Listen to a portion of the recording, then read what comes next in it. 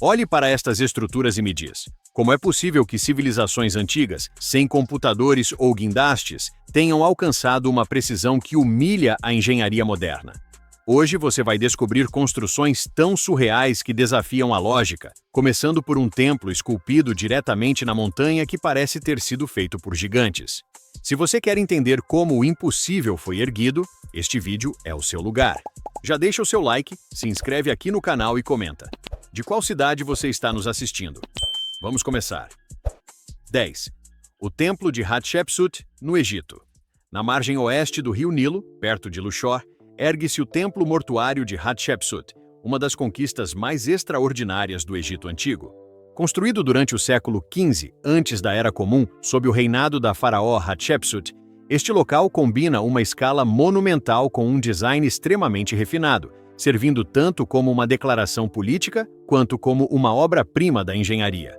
O templo foi esculpido diretamente nos penhascos das colinas de Tebas, que funcionam como um pano de fundo natural dramático e imponente. O design é único entre os templos egípcios, apresentando uma série de 3 terraços maciços conectados por rampas longas e elegantes. Cada terraço é ladeado por colunatas, fileiras de colunas quadradas altas que criam uma sensação hipnotizante de simetria e ordem. As paredes de retenção e as rampas do templo precisaram ser cuidadosamente projetadas para suportar o peso imenso das colunatas e dos telhados profundos, garantindo estabilidade contra a encosta da montanha. A escala desses terraços, alguns com mais de 30 metros de profundidade, demonstra a capacidade incrível dos mestres de obras da época em organizar a mão de obra e os recursos. Relevos nas paredes retratam cenas do nascimento divino de Hatshepsut, sua coroação e expedições comerciais à terra de Punt, oferecendo registros históricos valiosos. Essas inscrições foram esculpidas com uma precisão espantosa, combinando simbolismo religioso e uma narrativa política que reforçava a legitimidade de Hatshepsut como uma faraó mulher. O design de vários níveis exigia não apenas conhecimentos avançados de engenharia, mas um planejamento artístico minucioso para garantir a harmonia das proporções com o ambiente natural. Ao mesmo tempo, a construção serviu como um ato político de afirmação de poder em uma sociedade onde governantes mulheres eram uma raridade absoluta. Cada terraço exigiu um trabalho de base extensivo, incluindo a construção de grandes muros de contenção. As rampas processionais tiveram que ser inclinadas com precisão milimétrica para permitir um movimento suave durante as cerimônias, enquanto as colunatas exigiam um corte de pedra impecável para alcançar aquela aparência uniforme que vemos ainda hoje. Embora faraós posteriores tenham tentado apagar o legado de Hatshepsut, o templo em si resistiu bravamente. Séculos de intempéries e danos o afetaram, mas a restauração moderna revelou seu brilho original. Ele continua sendo um dos locais antigos mais visitados do Egito e um exemplo excepcional de como a arquitetura pode unir objetivos políticos, religiosos e de engenharia em um único projeto de tirar o fôlego. Convenhamos que Hatshepsut foi a rainha original do marketing pessoal, construindo um monumento que é basicamente um outdoor gigante dizendo que ela manda em tudo, e ainda por cima garantiu que o lugar fosse tão resistente que nem seus inimigos mais invejosos conseguiram derrubar, provando que um bom reboco e uma dose de teimosia atravessam milênios. 9. O Grande Banho de Mohenjo-Daro, no Paquistão. Nas ruínas de Mohenjo-Daro, um dos maiores assentamentos da civilização do Vale do Indo, encontra-se uma estrutura diferente de tudo o que foi encontrado no mesmo período histórico. Conhecido como o Grande Banho, ele data de cerca de 2.500 anos antes da Era Comum e é frequentemente descrito como um dos primeiros tanques de água públicos conhecidos no mundo. Embora à primeira vista possa parecer apenas uma piscina de tijolos simples, um estudo mais atento revela o nível extraordinário de planejamento e habilidade de construção necessários para erguê-lo. Ele mede aproximadamente 12 metros de comprimento, 7 metros de largura e 2 metros e 40 centímetros de profundidade, com degraus em cada extremidade para facilitar o acesso. Foi construído com tijolos cozidos finamente ajustados e assentados em argamassa de gesso, um material muito mais forte do que a simples argamassa de lama comum na época. O que realmente impressiona é que o chão e as paredes foram tornados impermeáveis por uma camada espessa de betume, um tipo de alcatrão natural. Isso garantia que a água pudesse ser retida sem qualquer vazamento, uma tecnologia de vedação que muitos encanadores modernos ainda tentam dominar. Ao redor do banho, existem corredores com colunas e salas pequenas que parecem ter servido a vários propósitos. Esse design sugere que o banho não era apenas para a higiene pessoal, mas tinha um papel cerimonial ou religioso crucial dentro da comunidade. Ao contrário dos banhos romanos posteriores, que eram focados no lazer e na socialização, este parecia mais alinhado com rituais de purificação espiritual. O que torna tudo ainda mais fascinante não é apenas a construção à prova de água, mas a integração dela em um sistema urbano muito mais amplo. Mohenjo-Daro era notável por seu layout de ruas em grelha e um sistema de drenagem avançadíssimo. A água era provavelmente fornecida ao banho através de um poço e drenada por um sistema de canais cuidadosamente projetado que desaguava nos esgotos da cidade. Esse nível de integração indica que os construtores estavam pensando muito além da estrutura individual. Eles consideravam como ela funcionaria dentro de todo o organismo da cidade. O uso de tijolos cozidos padronizados, juntamente com a técnica de construção consistente, aponta para uma mão de obra e supervisão altamente organizadas, o que levanta questões sobre como a civilização do Vale do Indo gerenciava construções de grande escala sem deixar evidências claras de reis ou dinastias. Ao contrário do Egito ou da Mesopotâmia, não existem túmulos grandiosos ou inscrições glorificando governantes específicos. Em vez disso, a complexidade de estruturas como o Grande Banho reflete uma sociedade que valorizava espaços comunitários e possivelmente religiosos. Não existem inscrições definitivas ou registros explicando exatamente como o banho era usado ou quem tinha permissão para entrar nele. Mas o que está claro é que o Grande Banho representa um ponto alto na engenharia urbana primitiva. Ele combinou gestão de água, métodos de construção duráveis e planejamento cívico de uma forma brilhante. Hoje, o Grande Banho é um dos remanescentes mais icônicos da civilização do Vale do Indo. A escala e a durabilidade dessa obra, mais de 4.000 anos depois, mostram o quão avançados esses primeiros construtores realmente eram. É impressionante pensar que, enquanto metade do mundo ainda estava tentando descobrir como não morar em cavernas úmidas, esse pessoal já tinha piscina com isolamento térmico e um sistema de esgoto melhor que o de muitos bairros por aí, o que nos faz pensar se o verdadeiro progresso não foi, na verdade, inventar o cloro para não ter que fazer um ritual sagrado toda vez que alguém desse um mergulho. 8. As Grutas de Longmen, na China. Ao longo dos penhascos em ambos os lados do rio Yi, perto de Luoyang, na província de Henan, as Grutas de Longmen figuram entre as conquistas mais extraordinárias da arquitetura chinesa antiga. Esculpidas ao longo de um período de quase 400 anos, desde o final da dinastia Wei do Norte até a dinastia Tang, o sítio abriga mais de 2.300 cavernas e nichos preenchidos com mais de 100.000 estátuas budistas. A escala, combinada com a precisão técnica e artística necessária para esculpir em penhascos de calcário duro, torna estas grutas uma das construções culturais mais complexas do mundo. As cavernas mais antigas, como a de Guiyang, foram encomendadas pela família imperial e por aristocratas. Essas esculturas iniciais revelam influências da arte indiana e da Ásia Central, o que reflete o papel da Rota da Seda na transmissão da cultura budista. O que torna o local complexo é o número de entalhes, mas também a variedade de tamanhos e abordagens técnicas. As estátuas variam de alguns centímetros de altura a mais de 17 metros. Um dos exemplos mais famosos é o Buda Vairocana na caverna Fengxian. Ele foi encomendado pelo imperador Gaozong e pela imperatriz Wu Zetian no século VII. Esta estátua tem 17 metros de altura, com um rosto de mais de 4 metros de comprimento, e está cercada por um séquito de bodhisattvas, discípulos e guardiões. Esculpir no calcário apresentou desafios imensos. Os artesãos tinham que lascar grandes seções da rocha enquanto mantinham sua estabilidade. Eles frequentemente trabalhavam em andaimes bem acima do rio, e as grutas incluíam características estruturais como pilares, vigas e nichos recuados que eram esculpidos diretamente na pedra para distribuir o peso e preservar a integridade do penhasco. As inscrições gravadas em todo o sítio fornecem informações inestimáveis. Mais de 2.800 inscrições documentam doadores, artesãos e patronos, indo desde imperadores até cidadãos comuns.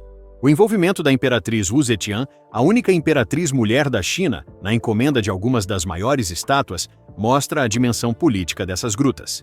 Do ponto de vista cultural, Elas são complexas não apenas por representarem uma fusão de arte, religião e política ao longo dos séculos, mas a evolução estilística vista no local reflete a mudança no gosto dinástico, das formas alongadas e mais abstratas da dinastia Wei do Norte às figuras naturalistas e robustas da dinastia Tang.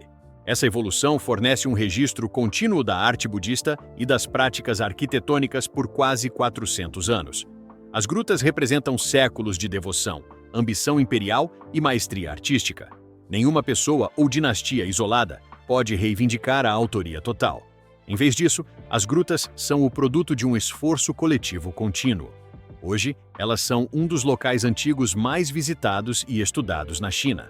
Suas estátuas e inscrições continuam a fornecer uma visão das habilidades técnicas dos antigos artesãos, do papel do budismo na sociedade chinesa e da sofisticação necessária para sustentar um dos empreendimentos arquitetônicos mais ambiciosos da história.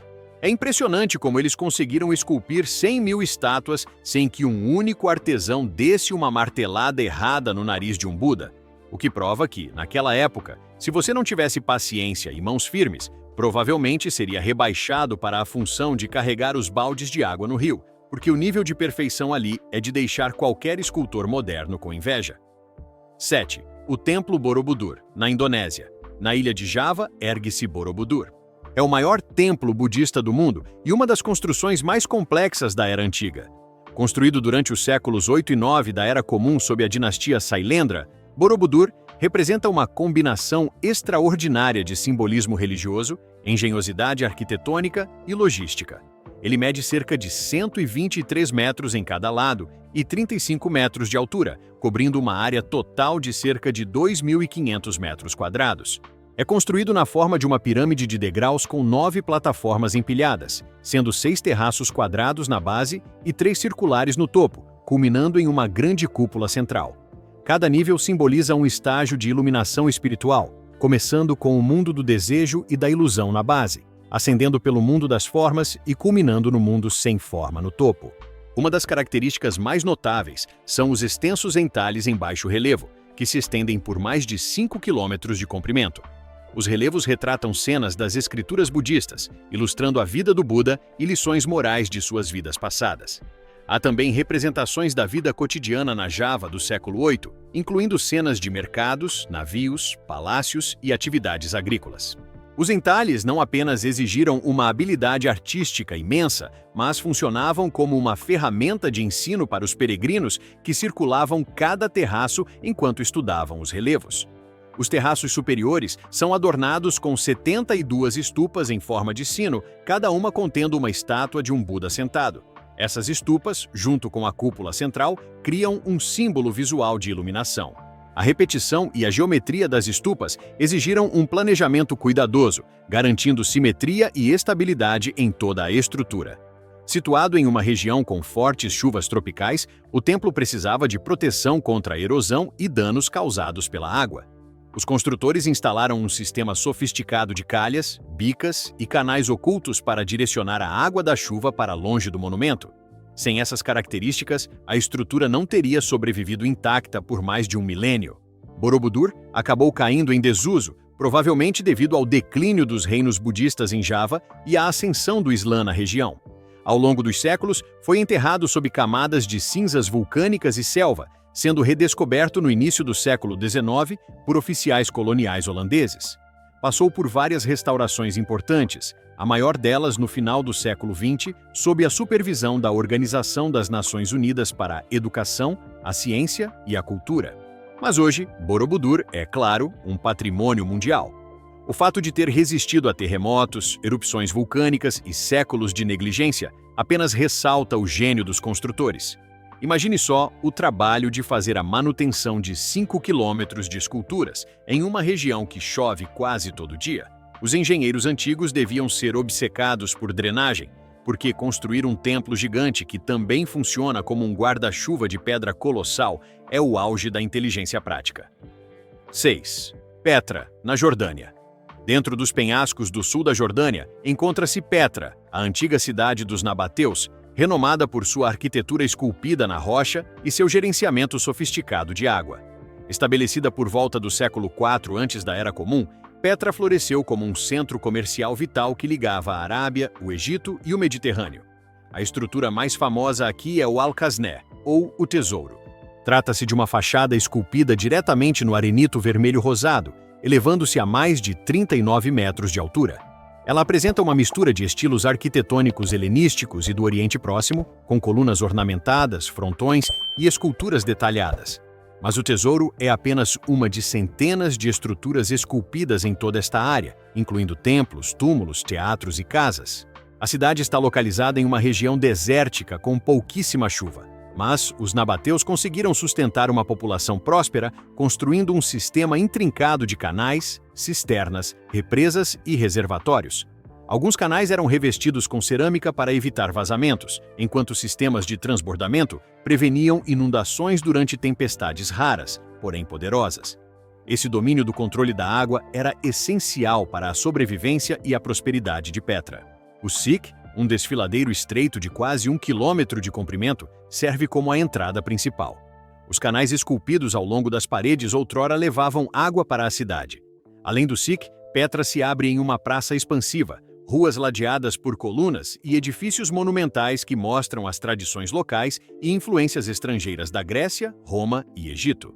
Essa mistura cosmopolita demonstra o papel de Petra como uma encruzilhada cultural. Uma das maiores construções dentro de Petra é o mosteiro, ou Ad Deir, uma fachada maciça que mede 47 metros de largura e 48 metros de altura. Assim como o Tesouro, foi esculpido diretamente em um penhasco, mas em uma escala ainda maior. Petra também possui um teatro de 6.000 lugares que foi esculpido na rocha, o que mostra a adoção da arquitetura pública grego-romana. Ao contrário da maioria dos teatros romanos construídos a partir de blocos de pedra montados, o Teatro de Petra foi cortado inteiramente da rocha, exigindo uma escavação precisa. As áreas residenciais e os túmulos revelam ainda mais complexidade.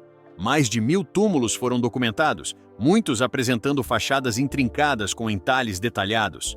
Esses túmulos mostram a riqueza e o status individual, mas também indicam as práticas funerárias únicas dos nabateus, que misturavam costumes locais e influências helenísticas. Hoje, Petra é reconhecida como Patrimônio Mundial pela Unesco e uma das novas 7 maravilhas do mundo. Arqueólogos continuam a estudar seus sistemas de água e planejamento urbano, revelando novas camadas de complexidade sobre como os nabateus construíram e mantiveram sua cidade. A escala, a arte e a adaptabilidade permanecem como prova de uma civilização que dominou tanto a natureza quanto as rotas comerciais para criar uma das construções antigas mais notáveis do mundo. É impressionante como eles esculpiram uma cidade inteira de cima para baixo na pedra, o que é basicamente o equivalente antigo de tentar desenhar um retrato realista usando apenas uma britadeira e muita paciência, sem direito a borracha se errassem o nariz da estátua. 5. O Templo de Karnak. Na antiga cidade de Tebas, hoje a moderna Luxor, está o Complexo de Karnak. É uma das maiores e mais complexas construções religiosas do mundo antigo. Ao contrário de monumentos que foram construídos durante uma única vida, Karnak cresceu ao longo de mais de 1.500 anos, com contribuições de faraós que vão do Império Médio até o período ptolemaico. O resultado não é um único templo, mas um recinto imenso composto por santuários, capelas, pilares e obeliscos. No coração de Karnak está o Templo de Amon-Ra, a principal divindade de Tebas. Ao redor dele estão recintos dedicados a Mut e Montu, bem como santuários para outros deuses. O layout reflete essa devoção religiosa, mas também reflete séculos de afirmação política, à medida que governantes sucessivos expandiam o complexo. Uma característica incrível de Karnak é a Grande Sala Hipóstila. Foi construída durante os reinados de Sete I e Ramsés II, no século XIII antes da Era Comum. Ela cobre uma área de cerca de 5.000 metros quadrados e possui 134 colunas maciças organizadas em 16 fileiras. As colunas centrais atingem 21 metros de altura e têm 3 metros e 50 centímetros de diâmetro. Criar esta sala exigiu um planejamento extraordinário. As paredes e colunas são cobertas com inscrições hieroglíficas e relevos, muitos deles esculpidos em relevo afundado para preservar os detalhes sob a luz solar intensa. Toda essa complexidade e precisão também se estende ao uso de obeliscos aqui. Esses pilares altos de granito Alguns com mais de 20 metros de altura foram extraídos em Assuã e transportados por centenas de quilômetros até Tebas. Alguns deles pesavam mais de 300 toneladas e exigiam conhecimentos avançados de engenharia. Estudos sugerem que rampas, trenós, trilhos lubrificados e barcaças fluviais foram empregados, mas a técnica exata ainda é debatida. O que está claro é que colocar esses obeliscos na vertical exigia um planejamento meticuloso. Além da construção, Karnak exigia manutenção contínua. As inundações do Nilo ameaçavam as fundações e renovações constantes eram necessárias para preservá-lo. Faraós sucessivos adicionaram pilares, capelas e estátuas, e frequentemente desmontavam estruturas anteriores para reutilizar materiais. Esse processo deixou camadas de múltiplos períodos visíveis no mesmo espaço. Karnak funcionava como um palco político onde os faraós afirmavam seu direito divino de governar. Festivais como a procissão de Opet ligavam o templo à autoridade do Estado, e a escala dos projetos de construção aqui em Karnak servia como demonstração de poder, exigindo milhares de trabalhadores, artesãos qualificados e enormes recursos mobilizados ao longo de décadas. Poucas construções antigas rivalizam com a combinação de escala e integração simbólica com a terra e o céu. Basicamente, Karnak foi o maior projeto de reforma sem fim da história, onde cada faraó que assumia o trono queria puxar um puxadinho maior que o do antecessor, transformando o lugar em um labirinto de granito tão grande que até os deuses deviam precisar de um mapa para achar a saída. 4. O Partenon, na Grécia. No topo da Acrópole de Atenas, concluído no ano 432 antes da Era Comum, durante o auge do Império Ateniense, o Partenon permanece como uma das conquistas mais duradouras da arquitetura grega antiga. Construído sob a liderança de Péricles, trata-se de uma construção de extraordinária complexidade que equilibra matemática, arte e engenharia de uma forma que continua a inspirar arquitetos até os dias de hoje. O Partenon foi dedicado a Atenas Partenos, a deusa padroeira de Atenas, e seu propósito era tanto religioso quanto político: abrigar uma estátua colossal de ouro e marfim da deusa e simbolizar o poder e a liderança de Atenas no mundo grego. Estruturalmente, ele segue a ordem dórica com uma planta retangular, colunatas de colunas caneladas e uma cela central. No entanto, ele vai muito além da simples adesão a essas formas tradicionais. O que realmente diferencia o Partenon é o uso de refinamentos ópticos sutis. Os arquitetos incorporaram curvaturas e assimetrias deliberadas para corrigir as distorções da visão humana. Por exemplo, o estilóbata, que é a base onde as colunas descansam, não é perfeitamente plano, mas curva-se suavemente para cima em direção ao centro, evitando a ilusão de que a base está afundando. Da mesma forma, as colunas não são perfeitamente retas. Elas apresentam a êntase, um leve inchaço em direção ao meio, que transmite uma impressão de força e elasticidade. Até as colunas dos cantos foram feitas ligeiramente mais grossas e colocadas mais próximas umas das outras para neutralizar a ilusão de fraqueza nas bordas quando vistas contra o céu brilhante. Todos esses refinamentos exigiram cálculos matemáticos precisos e revelam não apenas um entendimento avançado de geometria, mas uma apreciação profunda de como a percepção humana interage com a arquitetura. Cada elemento do Partenon faz parte de um todo cuidadosamente orquestrado, onde pequenos desvios da geometria rígida criam a ilusão da perfeição absoluta. No interior, ficava a estátua de Fídias, feita de ouro e marfim sobre uma estrutura de madeira, com cerca de 12 metros de altura. Embora a estátua não tenha sobrevivido, descrições antigas enfatizam sua beleza e a sofisticação necessária para construí-la. Do ponto de vista da construção, o Partenon foi concluído com uma velocidade impressionante, em menos de 15 anos, envolvendo milhares de trabalhadores, incluindo pedreiros, escultores e metalúrgicos, todos coordenados em um sistema altamente estruturado. Apesar dos danos ao longo dos séculos, desde sua conversão em igreja e depois em mesquita, até a explosão catastrófica em 1687, quando foi usado como depósito de pólvora otomano, o Partenon continua de pé. Ele é simultaneamente uma obra-prima matemática, um monumento religioso e uma declaração política. É irônico pensar que os gregos antigos criaram a perfeição visual entortando as linhas propositalmente, o que prova que, às vezes, para as coisas parecerem certas, você precisa ser um pouco desonesto com a régua, algo que qualquer um que já tentou pendurar um quadro reto na parede vai entender perfeitamente. 3. As Cavernas de Ajanta, na Índia. Esculpidas em um desfiladeiro em forma de ferradura ao longo do rio Wahora, em Maharashtra, estão as cavernas de Ajanta. Criado entre o século II antes da Era Comum e o século VI da Era Comum, este complexo de 30 cavernas escavadas na rocha é um dos exemplos mais extraordinários de construção antiga. O local foi redescoberto em 1819 por um oficial britânico durante uma caçada a tigres, mas, em seu auge, foi um dos centros budistas mais importantes de adoração e aprendizado na Índia. A primeira coisa que torna tudo tão complexo é o próprio ato de cortar a rocha. Os trabalhadores tiveram que começar com rocha vulcânica sólida e remover volumes enormes de pedra para criar esses salões, colunas e santuários.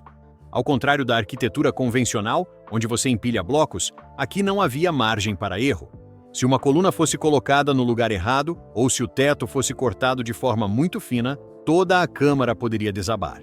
Para evitar isso, os mestres de obras trabalhavam com planos detalhados, progredindo de cima para baixo para garantir que os tetos e abóbadas estivessem prontos antes das seções inferiores. Os salões chaitya, espaços alongados usados para a adoração congregacional, estão entre os mais impressionantes. As cavernas 9, 10, 19 e 26 possuem fachadas esculpidas adornadas com entalhes elaborados, incluindo janelas em forma de ferradura que permitem a entrada de luz filtrada. No fundo de cada salão há uma pequena estupa, o centro simbólico da devoção. A caverna 26, por exemplo, estende-se por 36 metros de comprimento e contém uma estupa ricamente decorada coroada por um Buda sentado. Criar espaços tão grandes inteiramente a partir do basalto exigiu não apenas milhares de horas de trabalho, mas domínio da acústica e da iluminação, já que esses salões foram projetados para cânticos e rituais. As viharas, ou residências monásticas, apresentam outro tipo de complexidade. São salões quadrados ou retangulares, alinhados com pequenas celas, cada uma esculpida com bancos de pedra que serviam de camas para os monges. A integração desses alojamentos com os espaços devocionais mostra como as cavernas funcionavam como um complexo espiritual e residencial completo. Do ponto de vista da engenharia, garantir a ventilação e a drenagem era crucial. Os construtores tiveram que cortar aberturas estrategicamente para permitir o fluxo de ar e canais para direcionar a água da chuva. A caverna 1 contém o famoso mural do Bodhisattva Padmapani segurando um lótus, cuja expressão serena demonstra a habilidade extraordinária dos pintores da época. Já a caverna 17 possui um ciclo de murais complexo, retratando contos Jataka sobre a compaixão de Buda. Canais tiveram que ser esculpidos na face do penhasco para desviar a água da chuva das entradas, evitando inundações e erosão. A localização das cavernas em um desfiladeiro semicircular permitia a entrada de luz natural enquanto a rocha fornecia isolamento contra o calor intenso. Preservar tudo isso continua sendo um desafio, já que as pinturas são vulneráveis à umidade e à luz, exigindo monitoramento constante. Ajanta prova que o esforço humano e a paciência podem transformar uma montanha bruta em um ambiente de paz e ensino. É o tipo de obra que faz você se sentir mal por reclamar de montar um móvel de escritório, já que esses monges literalmente cavaram suas próprias casas e igrejas no martelo e na talhadeira, garantindo que o ar-condicionado natural da rocha funcionasse por mais de 1.500 anos sem precisar trocar o filtro. 2. O Templo de Kailasa em Ellora, na Índia. Entre os monumentos escavados na rocha de Ellora, em Maharashtra, o Templo de Kailasa surge como o exemplo mais extraordinário de construção antiga já registrado. Construído durante o século VIII, sob o reinado do rei Krishna I, da dinastia Rashtrakuta, o templo é dedicado ao senhor Shiva e representa uma conquista assombrosa. Diferente da maioria dos grandes templos que foram erguidos através da montagem de pedras extraídas de pedreiras, o Kailasa foi esculpido inteiramente a partir de um único e maciço penhasco de basalto. Ele cobre uma área de cerca de 2.000 metros quadrados e ergue-se a 32 metros de altura. Para criá-lo, os trabalhadores tiveram que remover uma estimativa de 200.000 toneladas de rocha, esculpindo de cima para baixo, do topo do penhasco, em vez de construir de baixo para cima. O resultado final é uma estrutura independente, completa, com paredes, pilares e santuários intrincadamente esculpidos. Ao redor do complexo central existem galerias, santuários menores e esculturas elaboradas que parecem ganhar vida. Os entalhes são executados com um detalhamento impressionante, mostrando uma maestria técnica absoluta. Elefantes, leões, divindades e cenas mitológicas são renderizados diretamente no basalto, conferindo ao templo uma unidade estrutural e decorativa sem igual. Do ponto de vista da construção, esse método de esculpir para baixo exigia não apenas conhecimento técnico, mas uma capacidade extraordinária de visualizar a estrutura final em 3 dimensões antes mesmo do trabalho começar, já que não havia como colar um pedaço de rocha de volta se alguém errasse a mão. Isso também exigia uma coordenação impecável entre grandes grupos de trabalhadores, pois a escavação precisava ser cuidadosamente encenada para evitar a desestabilização de todo o monumento. Ele foi, e ainda é, um complexo de templos funcional, utilizado para rituais religiosos e cerimônias. Sua resistência ao longo de mais de 1000 anos de história, sobrevivendo a mudanças políticas e até ataques, fala diretamente sobre a durabilidade extrema de sua construção. Hoje, o Templo de Kailasa é reconhecido como um dos maiores monumentos esculpidos em rocha do mundo, provando que os antigos engenheiros não apenas dominavam a pedra, mas tinham uma paciência que faz qualquer reforma moderna parecer uma brincadeira de criança. Imagine só o nível de estresse do arquiteto-chefe, sabendo que, se alguém quebrasse uma coluna importante, não dava para pedir outra no almoxarifado. Era basicamente o projeto de escultura única, mais arriscado e bem-sucedido da humanidade. 1. A Grande Pirâmide de Gizé, no Egito. Na borda do Planalto de Gizé, perto do Cairo, ergue-se uma das construções mais extraordinárias de todos os tempos, a Grande Pirâmide de Quéops. Construída durante a 4ª dinastia do Egito, por volta de 2560 antes da Era Comum, esta estrutura foi o monumento mais alto feito pelo homem na Terra por quase 4.000 anos e permanece como o único membro sobrevivente das 7 maravilhas originais do mundo antigo. Mesmo com ferramentas modernas, recriar algo assim seria uma tarefa assustadora.